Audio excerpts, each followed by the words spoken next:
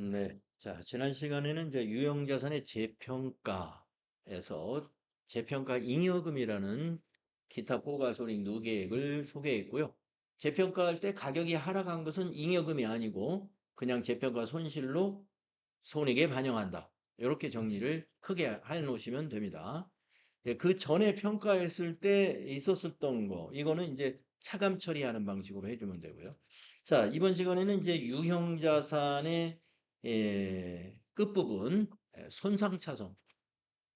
우리가 사고나 그래서 재해 같은 걸 당해 가지고 가격이 하락하는 그런 그 손상을 입은 경우가 있죠. 예를 들면 지진이 발생했다든가, 그럼 건물에 손상이 있을 거고요. 또는 산불이 발생해서 큰 화재가 발생했다든가 이런 것도 그걸로 인해서 건물의 가치가 하락하는 이런 부분을 우리가 인식해 주는 것을 손상차손이라고 합니다. 그래서 감가상각처럼 이 손상차손도 간접적으로 합니다. 간접적으로. 유형자산은 간접, 무형자산은 직접 이렇게 하는데요.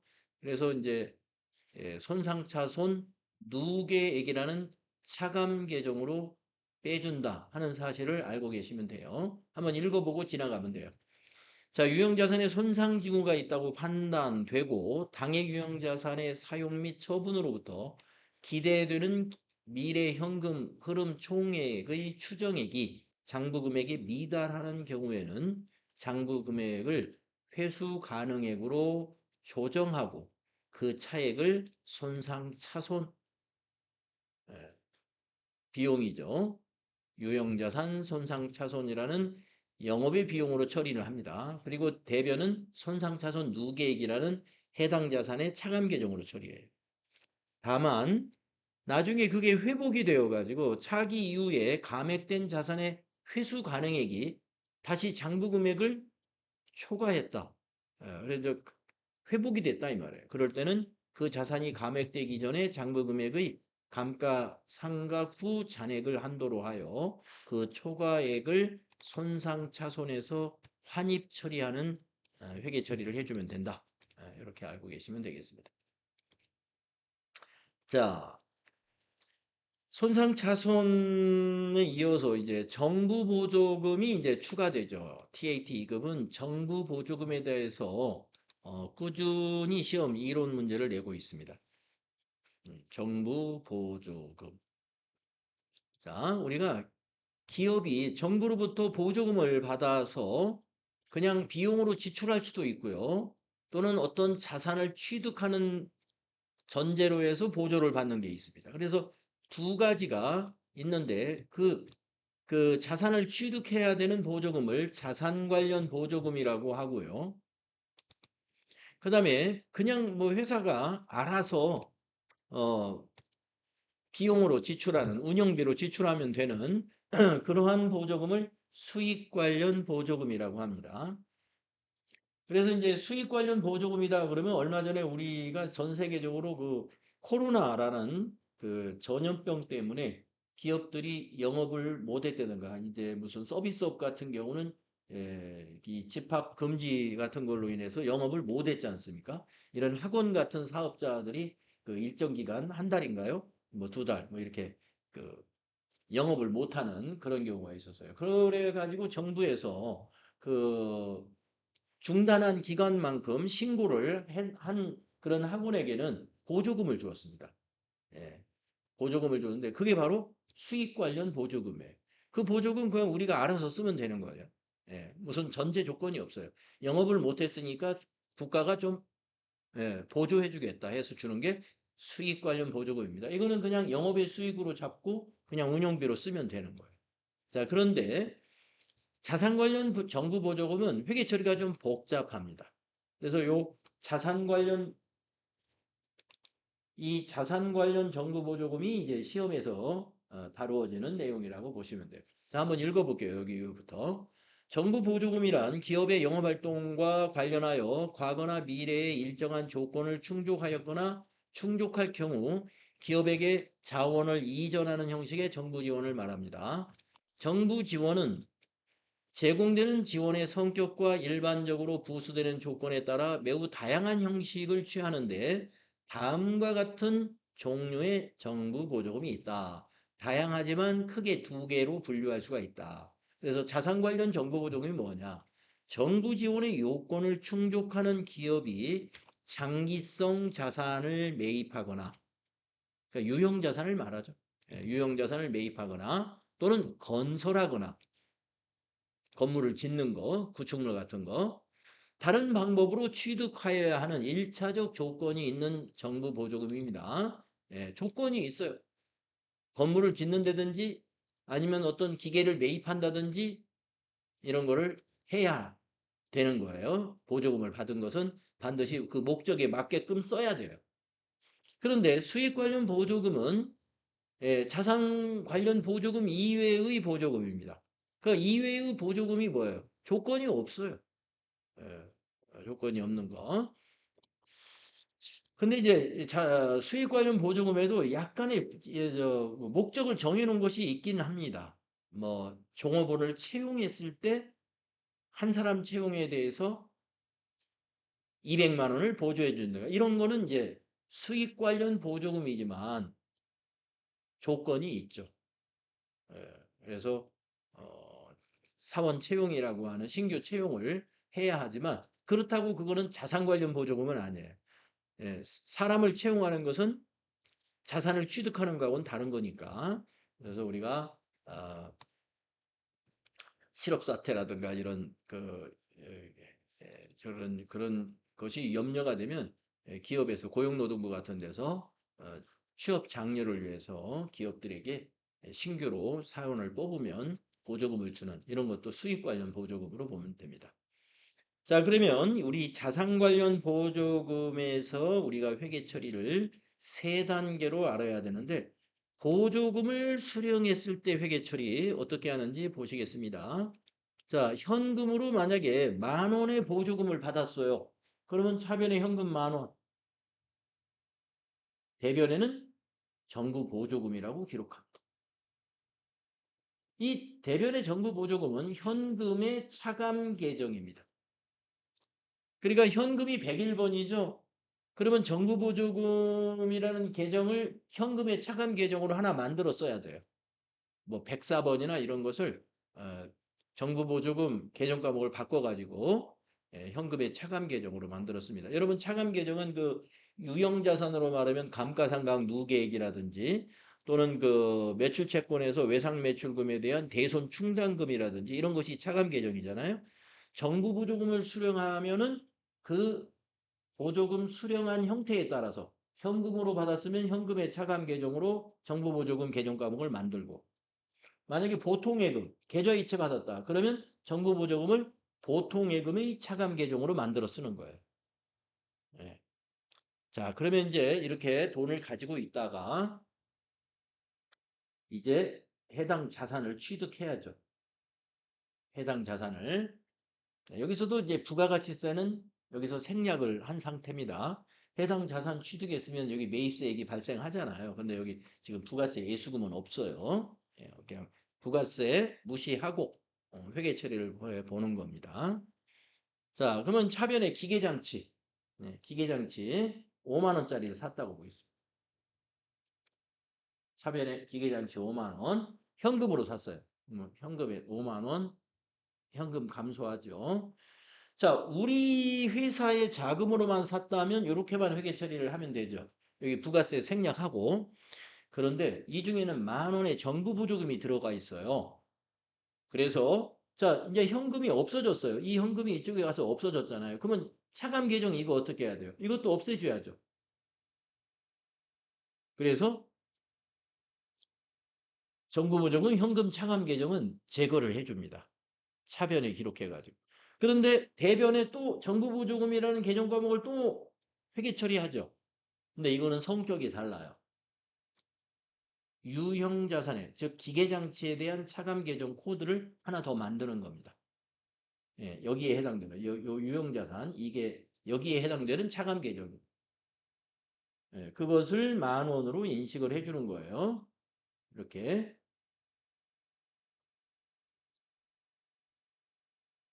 그러니까 정부 보조금을 정리하는 회계 처리를 취득할 때 또 해줍니다. 이렇게. 자, 그러면 한번 요 회계 처리를 가지고 제가 여러분에게 시험에서 자주 물어보는 질문을 한번 해볼게요. 자, 이게 이 유형자산, 이 기계장치라고 한번 가정을, 아까 제가 기계라고 했으니까, 기계장치라고 한번 가정하시고, 취득 시, 지금 현재 취득 시점에 이 기계장치의 장부 금액이 얼마입니까? 이렇게 물어봤어요. 시험 문제가, 그런 문제가 나왔어요. 네. 자, 취득 시 회계 처리를 했습니다. 취득 시점에 이 기계장치의 장부 금액은 얼마예요? 라고 주관식으로 문제가 나왔다. 그러면 여러분 얼마라고 기록하면 답이 될까요?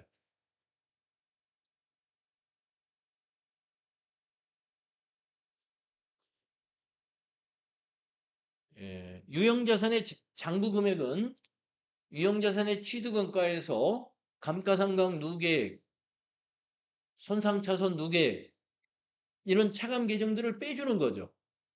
그런데 정부보조금은 차감 계정이 이렇게 생기죠.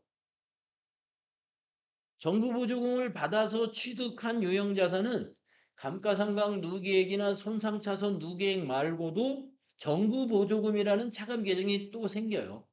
그러니까 취득하는 시점에 감가상각이나 손상차손은 인식하지 않잖아요. 그러니까 차감 계정, 그 차감 계정은 없어도 정부 보조금이라는 차감 계정이 기본으로 딱 차감이 됩니다. 그래서 취득 시점 이 기계장치의 장부 금액은 면은 4만 원이 답이에요. 4만 원. 4만 원이다.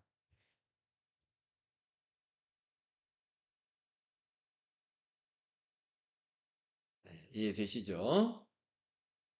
자, 그러면은 이 유형자산이 기말이 되면은 우리가 결산 회계 처리를 하잖아요. 유형자산에 대한 결산 회계 처리에서 중요한 것이 뭐죠? 감가상각이죠. 감가상각은 정액법으로 내용연수 5년 잔존가치 없다고 한번 가정을 해봅시다. 내용연수 5년 잔존가치 없이 정액법으로 감가상각합니다. 그러면 차변의 감가상각비 10,000원. 5만 원을 5년으로 나누면 1년에 10,000원씩 하는 거니까 개별의 감가상각 두개 10,000원. 자, 요것만 회계 처리하는 경우는 그냥 우리 자금으로 취득한 자산은 이렇게만 회계 처리하면 감가상각이 끝나는 거죠. 그런데 정부 보조금을 받은 것은 정부 보조금을 또 상각해야 돼요. 자, 정부 보조금이 차감 계정으로 10,000원 있잖아요. 이것을 이 기계장치의 감가상각 비율로 상각해 줍니다. 자, 5만 원을 1년에 10,000원씩 상각하잖아요. 그러면 10,000원도 5로 나눠 가지고 1년에 2,000원씩 상각을 하는 거예요. 그 비율만큼. 그래서 자, 정부보조금 유형자산의 차감 계정, 즉 기계장치 차감 계정에서 2,000원을 차감시켜줘요. 자, 그런데 이제 대변의 계정 과목이 여러분이 상상하지 못한 계정 과목이 하나 나오죠. 자, 정부보조금을 상각한다고 하니까 정부보조금을 상각한다고 했으니까 여기 10,000원 중에서 2,000원 상각하는 건 2,000원을 상각시키는 것까지는 이해가 가시죠? 우리가 기계를 5만 원에 취득해 가지고 5년 동안 상각을 10,000원씩 하는 거 이해하듯이 정부보조금도 5로 나누어서 1년에 2,000원씩 제거해 준다 이거예요. 자, 그런데 대별에 가는 개정 과목은 감가상각비입니다. 자, 여기 이때 감가상각비 인식했죠? 손익계산서로 간 감가상각비에서 2,000원을 빼주는 거예요. 자, 왜 그러냐면은 이 유형자산의 5만 원에 대한 부분에는 정부 보조금을 받은 게 20%인 만 원이 들어있잖아요. 그러니까 손익계산서에 가는 감가상각비도 20%인 2,000원은 가지 말아요. 정부 보조금으로 인한 감가상각비는 우리의 비용이 아닌 거죠. 그래서 비용에서 빼주는 거죠. 취득 이 자산의 장부 금액에서 빼주듯이 비용에서도 빼주는 작업을 해줍니다. 그래서 이렇게 해서 결산이 끝났을 때 이 기계장치로 인한 손익계산서에 반영되는 감가상각비는 얼마입니까? 이렇게 질문하면 여러분은 8,000원 이렇게 말. 왜 8,000원이죠? 여기서 비용이 발생했다가 감가상각비 정부 보조금만큼 비용에서 빼주잖아요. 비용이 취소되죠. 그러니까 8,000원이다. 왜 10,000원이 아니고 8,000원이냐? 원래 유형자산의 장부 금액이 얼마였어요? 4만 원이었죠. 4만 원.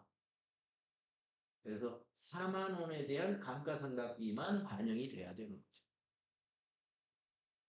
그래서 그렇게 반영을 시키는 겁니다.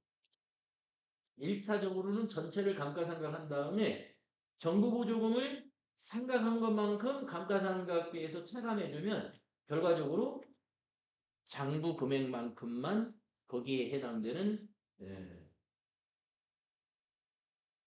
감가상각비만 손익계산서로 반영이 되게 된다. 4만 원을 5로 나누면 8천 원이잖아요. 1년에 8천 원씩만 비용으로 가게 돼요. 자, 이 절차입니다. 그래서 자산 관련 보조금을 받았을 때 수령 시 회계 처리, 자산을 취득할 때 회계 처리, 그 다음에 결산 때 회계 처리, 요 3단계로 나누어서 여러분이 기억을 해둬야 돼요.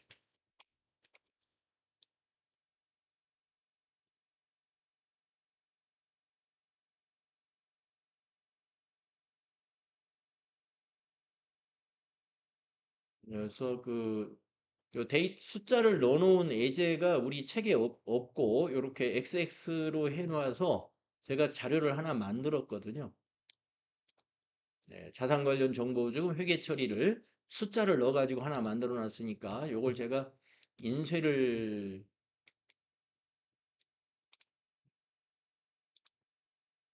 해 놓을게요. 네, 쉬는 시간에 한 장씩 갖다가 그 페이지에다 꼽아 놓으시면 도움이 될 겁니다.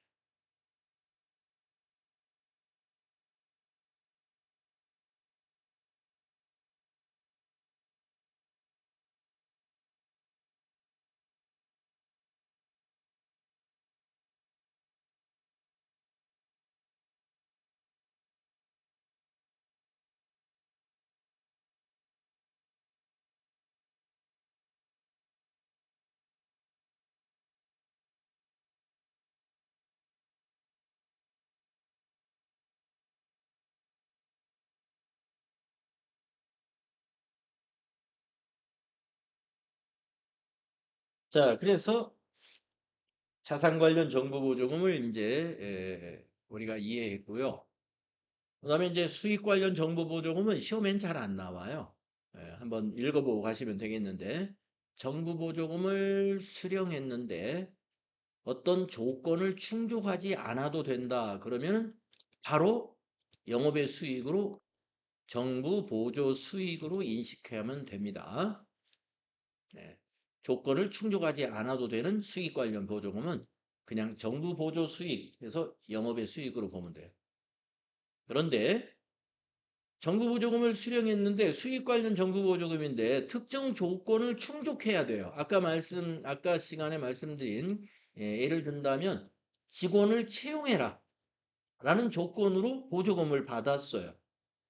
그러면 직원을 아직 채용을 안 한 단계예요. 그러면은 부채로 인식하면 돼요. 예, 채용하기 전에 보조금을 받았으니까 선수수익. 선수수익은 부채거든요. 그래가지고 자 이제 종업원을 이제 공고를 내 가지고 한 2, 3개월 후에 채용을 했습니다. 그럼 받은 돈 이거를 이제 수익으로 인식해야 되니까 선수 수익 채용 끝나고 나서 차변에 부채 감소시키고 대변에 수익으로 인식합니다. 그때 쓰는 게 정부 보조 수익이에요. 정부 보조 수익. 영업의 수익으로 그때 잡으면 됩니다. 그래서 조건을 충족하기 전에 미리 보조금을 받았을 때는 부채로 인식한다. 이건 알고 계시. 그러나 자산 관련 보조금이라는 것은 받아서 부채로 인식하지 않아요. 예, 이게 차감 계정으로 계속 가지고 갑니다. 정부 보조금, 정부 보조금. 자, 이렇게 해서 우리가 정부 보조금에 대한 회계 처리는 요 범위 내에서 시험이 나오는데 자산 관련 정부 보조금으로 꽤 자주 나옵니다. 이것도 나중에 유형별 연습 문제에서 복습을 또 하는 시간이 있을 것 같아요. 다음에 이제 무형자산. 예, 무형자산이란 무엇이냐 정의가 나와 있고 무형자산은 특별히 물리적 형체가 없기 때문에 추가적으로 우리가 확인해야 되는 것들이 있죠. 식별이 가능하냐, 통제 가능하냐, 미래 경제적 효익이 있는 무형의 자산이냐 요 세 가지. 우리가 유형 자산은 물리적 형체가 있어서 우리가 그 식별이 다 충분히 가능하죠. 근데 무형 자산은 물리적 형체가 없기 때문에 식별 가능성을 좀 더 잘 따져봐야 됩니다. 그래서 식별 가능하고 통제 가능한 것만이 무형 자산으로 인식할 수 있다는 거. 예, 거기에 대한 설명은 추가적인 설명이 여기 지금 나와 있는 거고요. 무형자산의 인식, 내부적으로 창출된 무형자산, 예, 내부적으로 창출된 무형자산은 뭐 특허권이라든가 개발비라든가 이런 게 있죠. 예, 내부적으로 연구를 통해서 특허를 냈다든가 아니면 어떤 신제품을 개발할 때 그 개발비 같은 거 이런 것은 내부 창출된 무형자산에 해당이 됩니다. 그 다음에 연구 단계에서 발생한 것은 전부 비용이라는 거 여러분 알고 계셔야 되고요. 예, 개발 단계의 것만 무형자산으로 개발비로 인식하는 겁니다. 그래서 개발 단계라는 게 뭐냐?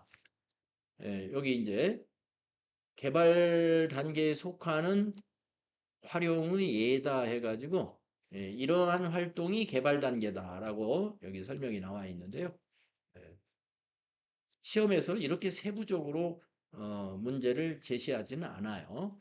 그러니까 내용이 개발 단계에 지출했다라고 하면은 무형자산이다 이렇게 판단하면 되고요. 실제로 우리 교재에서는 상당히 세부적인 활동의 예제를 여기다 기록을 했는데요. 예, 한 번씩 읽어두시면 될 것 같습니다. 다음 페이지 무형자산의 개정 과목이 소개가 나오는데 여기 영업권에 대한 거 하나 짚어보면은 영업권은 내부 창출에 대한 것은 인식할 수가 없습니다. 예. 언제 인식만 허용하냐면 외부로부터 창출된 거. 그래서 매수 합병이라는 사업 결합 시에만 영업권을 인식할 수가 있습니다. 매수 합병 시 자본을 초과하여 지출한 금액이 영업권이에요. 여기 자본을 초과하여 지출한 거. 그게 영업권입니다. 무슨 말이냐 하면요. 자, A라는 기업이 우리 회사, 우리 기업이고 B라는 기업이 우리가 매수하는 상대 기업이에요. 그러면 B를 매수를 할 때 B 기업의 자산과 부채를 조사를 하죠. 그래서 자산을 보니까 건물 10억 평가되고요. 토지 5억 이렇게 평가가 됐습니다. 다른 자산은 없는 걸로 가정을 할게요. 부채가 은행에 5억의 차입금이 있었어요. 그러면 이 회사를 우리가 자산과 부채, 채권 이런 걸 전부 통합해 가지고 인수할 때 자, 자산이 모두 15억이고 부채가 5억이니까 인수 금액은 10억으로 결정을 해야 되겠죠. 그래가지고 우리 회사에 이제 건물에다가 10억 증가시키고 토지 5억 증가시키고 부채에다가 부채도 인수 받았으니까 예, 장기 차입금 5억 이렇게 부채도 증가시키면 이제 결합이 되는 거죠. 회계상. 예, 두 개 회사가 이제 하나로 자산과 부채가 결합이 됩니다. 그리고 우리는 그 B기업에다가 요 10억을 주면 돼요. 그런데 B기업에서 10억에는 매각을 못 하겠다. 그래서 3억을 더 달라. 예, 플러스 3억을 요구해요. 예. 자산 평가, 부채 평가하면은 10억인데 왜 3억을 요구하느냐 그랬더니 이제 이런 거. 예. 우리 회사의 위치라든가 뭐 그동안의 영업망이라든가 이런 무형적인 거를 좀 평가를 안 했지 않느냐 해가지고 예. 유형적인 거 외에 우리는 이런 3억 원을 더 받을 만한 가치가 있다 해서 요구하면 우리가 그 기업을 합병하려면은 요구하는 걸 들어줘야 돼요. 예. 그래서 3억을 더 지불했습니다. 그러면 3억 원을 어디다 건물에다 더해야 돼요? 토지에다 더해야 돼요? 그렇게 할 수가 없죠. 토지나 건물은 공정가치로 인식을 해야 돼요. 그러니까 이것을 뭐라고 기록해요? 무형자산 영업권으로 기록합니다. 예. 프리미엄 더 준 거. 그걸 무형자산 영업권으로. 그래서 영업권이라 하는 것은 합병 시에만 인식할 수가 있다. 요것이 특징이니까 무형자산의 영업권에 대해서는 그 점을 잘 기억을 하십시오. 내부 창출 영업권을 인정하지 않는다는 것을 알으셔야 된다 이 말이에요. 나머지는 내부 창출이 다 있을 수도 있고요. 외부에서 살 수도 있고 그렇습니다. 산업재산권, 광업권, 개발비, 소프트웨어. 뭐 광업권이라는 게 내부 창출이라는 건 없겠죠. 지출을 해야 되니까. 그래서 무형자산 개정 과목 정리해봤고 무형자산의 상각. 네, 무형자산의 상각 기간은 20년을 초과할 수 없다. 다른 법에서 정한 바가 없다면 이런 것이 좀 특징이고 그 다음에 어떤 그 합리적인 감가상각 상각 방법을 정할 수 없을 때에는 정할 수 없는 경우에는 정액법으로 한다. 뭐 이런 거 좀 특징적인 거 기억나실 것 같고 잔존 가치는 인정을 해요 안 해요? 없는 것으로 한다. 없는 것이 원칙이다. 유형자산하고 다른 것들 이런 것들을 체크해 두시면 되겠고 그 다음에 상각을 간접 상각을 합니까? 직접 상각을 합니까? 다음 페이지 보시면은 이렇게 개발비 영업권에서 직접 자산을 감소시키죠. 그래서 유형자산은 감가상각 누계액이라는 차감 계정으로 간접 상각을 합니다만은 무형자산은 직접 차감하는 직접 상각을 한다. 그래서 여러분 무형자산 그 고정자산 등록할 때 어떻게 했습니까? 기초금액에다가 장부금액을 입력해요. 유형자산은 취득금액을 입력하고 그게 이제 고정자산 등록할 때도 차이점이에요. 나중에 이제 여기 고정자산 등록할 때 무형자산 등록을 한두 번 해볼 겁니다. 그때 유형자산하고 달리 취득금액을 입력하지 않고 장부금액을 기초금액에다 입력한다는 것을 그때 알게 돼요. 직접 상각이니까 그렇게 합니다. 자, 그다음에 기타 비유동 자산의 개정 과목들 몇 개 나와 있어요. 임차보증금, 전세권 등이 몇 개 나와 있습니다. 이렇게 해서 이제 자산의 개정 과목들 쭉 살펴봤고, 그다음에 이제 부채는 유동부채와 비유동부채가 있죠. 유동부채 개정 과목들 몇 가지 여기 나와 있습니다. 매입 채무, 단기 차입금, 선수금, 예수금, 미지급 비용, 선수 수익 이런 것 등이 이제 1년 내에 갚아야 되는 아, 유동부채에 해당되는 개정 과목들이다. 그 다음에 제6절 비유동부채. 비유동부채는 이제 부채 중에서 1년 이후에 상환기한이 도래하는 것을 이제 비유동부채라고 하는데 비유동부채에서 이제 사채에 대해서 우리가 FAT 1급 교재에서는 사채 발행 시의 회계 처리까지 다루고 있죠. 그런데 TAT 2급에서는 발행 이후의 회계 처리까지 포함을 합니다. 근데 시험에 나오는 빈도는 그렇게 높지가 않아요. 근데 어쩌다 1년에 한두 번은 나옵니다. 한두 번은 나오기 때문에 그래서 우리가 공부를 그래도 해줘야 돼요. 그래서 이제 FAT 1급 교재에 보면은 이 사채 발행 시 현금 흐름 이 그림 이거 똑같이 나오죠. 예, 발행하는 회사가 채권자에게 사채권을 주고 현금 돈을 받는 거죠. 그리고 발행한 회사는 정해진 날짜에 기간 이자 만약에 1년에 한 번씩 이자를 지급하기로 했다. 그러면 1년치 이자를 준다는 거고 6개월에 한 번씩 지급하기로 약속이 돼 있다. 그러면 6개월마다 이자를 지급한다는 거고 그 다음에 이제 만기가 됐어요. 그러면 액면 금액을 상환해야죠. 갚아야 되죠. 그래서 상환할 때는 액면가로 상환을 합니다. 이것이 이제 사채를 발행한 회사와 사채권자와의 관계를 그림으로 현금의 흐름이다 나타낸 거고요. 액면 금액이 무엇인지 여러분 아시죠? 사채에 표시된 금액을 말합니다. 액면 이자율은 사채에 표시된 이자율을 말합니다. 시장 이자율이라는 것은 사채를 발행할 때 시장에서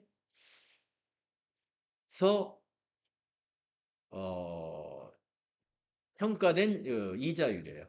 예. 그러니까 자본시장에 참여하고 있는 일반 투자 대중이 사채 구입 대신에 다른 곳에 돈을 빌려주면 받을 수 있는 이자율이다. 이게 이제 시장 이자율이라고 하는 것. 그래서 다음 페이지 보시면은 우리가 이러한 표가 있는데 사채를 발행하는 금액이 금액이 이 할인을 해서 발행하는 것을 우리가 액면 금액보다 낮게 발행하는 할인 발행을 하는 경우가 있고 이때는 이제 어떨 때 할인 발행하냐면은 시장 이자율이 액면 이자율보다 높을 때 할인 발행을 합니다. 액면가를 깎아 주어야 되겠죠. 그러니까 10만 원짜리 사채가 있다 그러면 10만 원에 발행을 안 하고 10만 원 액면가는 10만 원으로 돼 있지만 9만 5천 원에 발행을 해주면은 5천 원 할인해 주는 거예요. 대신에 이자는 액면 이자율로 지급을 해줄 거예요. 그 대신 원금을 깎아줬으니까 할인 발행이라. 그 다음에 우리가 시장 이자율하고 액면 이자율이 같을 때는 그냥 액면 금액으로 발행을 하면 되고요.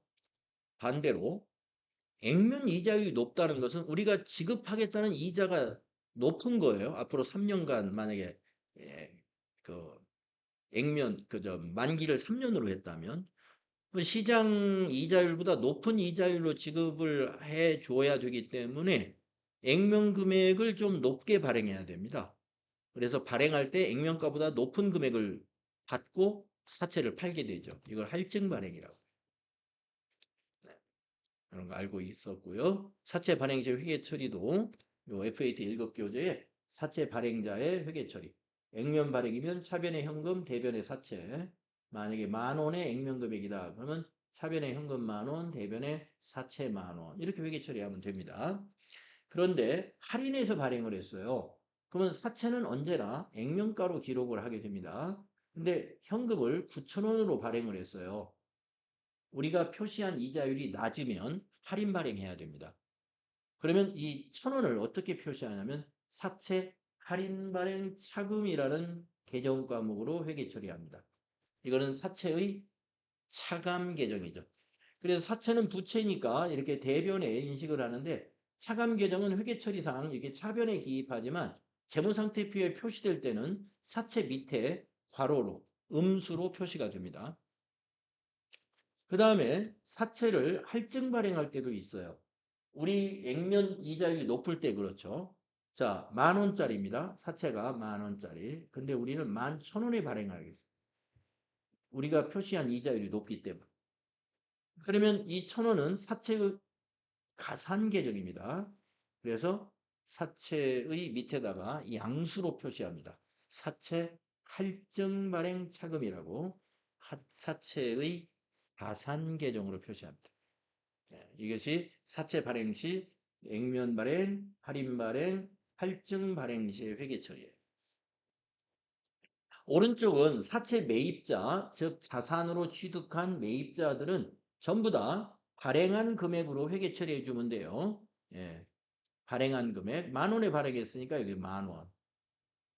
여기 9천 원을 발행했으니까 여기는 만기 보유증권 9천 원. 여기는 11,000원을 발행했으니까 사채를 매입한 사람은 만기 보유증권 11,000원.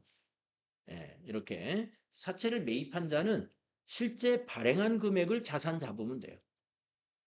예, 오른쪽은 지금 예, 사채를 매입한 자의 회계 처리, 왼쪽은 우리가 사채를 발행한 자의 회계 처리인데 우리가 공부할 내용은 이 발행한 자의 회계 처리 이걸 가지고 이제 이 부분을 공부해야 되는 거죠.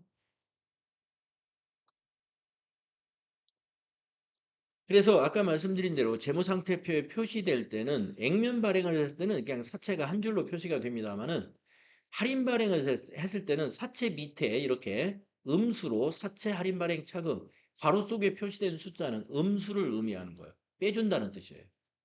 그 다음에 할증 발행을 했을 때는 양수로 사채 할증 발행 차금 이렇게 표시가 됩니다. 그러면 아까 만 원이라고 했을 때 여기 만 원, 여기 음수로 1,000원 들어가 있죠? 그러면 이쪽은 9,000원이라고 돼 있어요.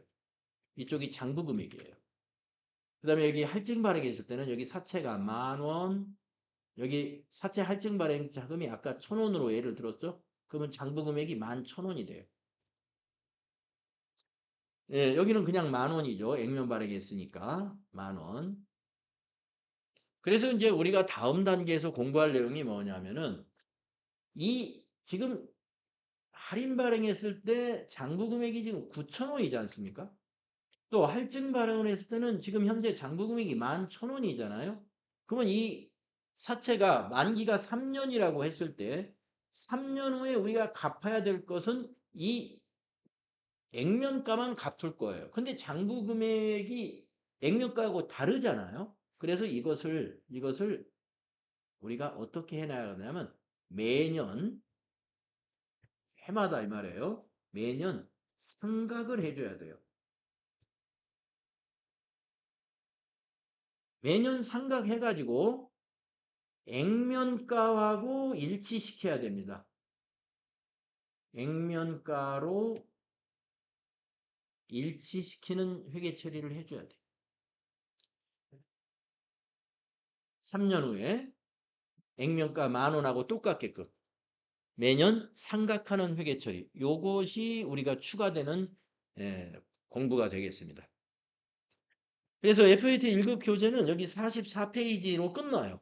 사채 부분에서. 여러분이 여기까지만 공부했거든요. 설명할 때. 여기까지 공부했는데 제가 그냥 그 다음 내용을 갑자기 설명하면 좀 이해가 안 될까 봐 FAT 1급 교재에 있는 발행시 회계 처리까지 일단 한번 쭉 설명을 했어요. 설명을 했고 그 다음에 이제 우리가 아까 왜 생각을 해야 되느냐 하는 말씀을 드렸잖아요. 액면가로 맞춰야 되기 때문에 그렇습니다. 그래서 사채 할인 또는 할증 발행 차금을 상각을 하는 그 절차에 대해서 45페이지에 지금 예, 설명이 가득 되어 있는데 이걸 이제 우리가 한번 이해를 한번 해보도록 하겠습니다. 네. 좀 쉬었다가 하는 게 낫죠. 이론은 금방금방 지쳐요. 쉬었다가 하겠습니다.